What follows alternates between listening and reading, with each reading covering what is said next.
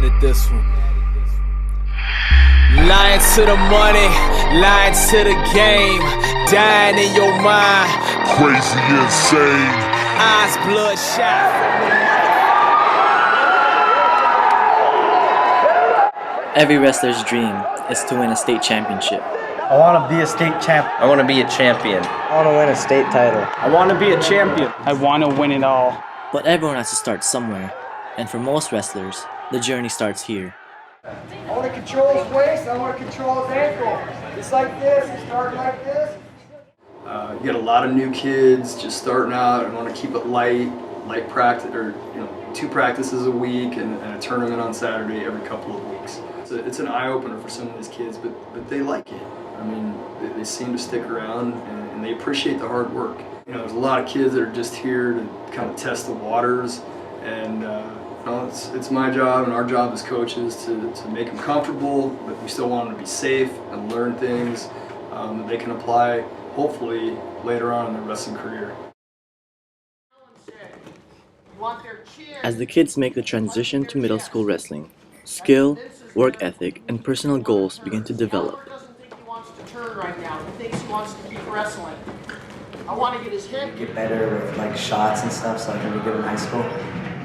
And my long-term goal would be to place in state in high school. So, to be known as a good wrestler. My future goal is to place in state and beat my brother. Get a spot in varsity high school wrestling. Future goal is to be a state champion.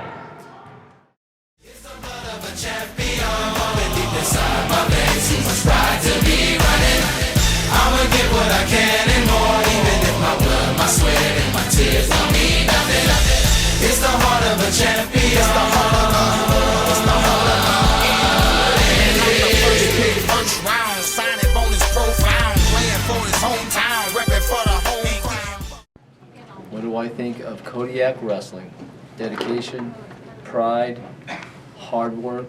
Toughest sport in Kodiak, hands down. Prestigious program, Sportsmanship. How hard they work and how dedicated they are. We don't get much recognition for the hard work we do. Great physiques, excellent athletes. It takes a lot of commitment and dedication. They have great coaches. Coach Costello is probably one of the best coaches ever coached wrestling in Alaska. Costello, the legacy of Costello. It seems almost unlimited on what our potential is.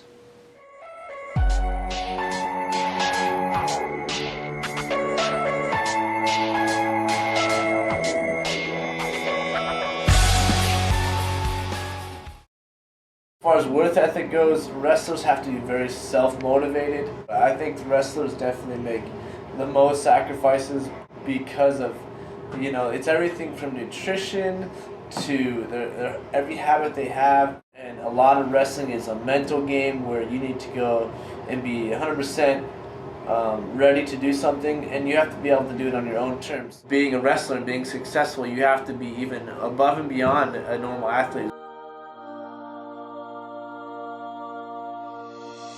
When I win, I feel accomplished because all the hard work I do in the mat room pays off. Winning feels like it's kind of indescribable, but it's definitely the cap of the hard work you put in all week. Winning is the best feeling ever, especially in the sport of wrestling when you work as hard as you want to work, and you can't blame anyone else if you lose. If you win, it's all you. If you lose, it's all you. I started wrestling in 7th grade. I started wrestling when I was 4 years old. I started wrestling in the 5th grade, actually. To win a state title, you have to bust your ass every day in practice and dedicate yourself to wrestling. You have to be willing to put in the time. If you wanted to win a state title, you'd have to work twice as hard as all your opponents. Going into the state tournament, there is still only one goal in mind, a state championship. Let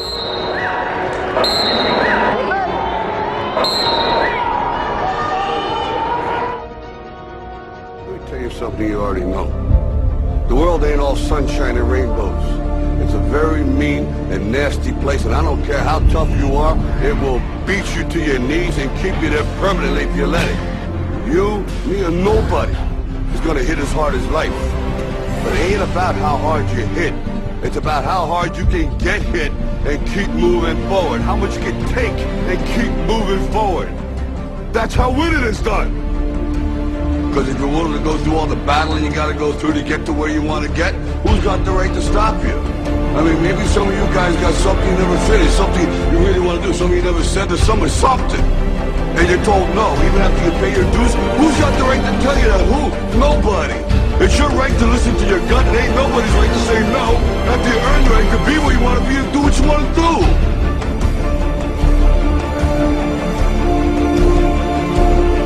Now, if you know what you're worth, then go out and get what you're worth. But you gotta be willing to take the hits and not pointing fingers saying you ain't where you want to be because of him or her or anybody. Cowards do that, and that ain't you. You're better than that. Our deepest fear is not that we are inadequate. Our deepest fear is that we are powerful beyond measure.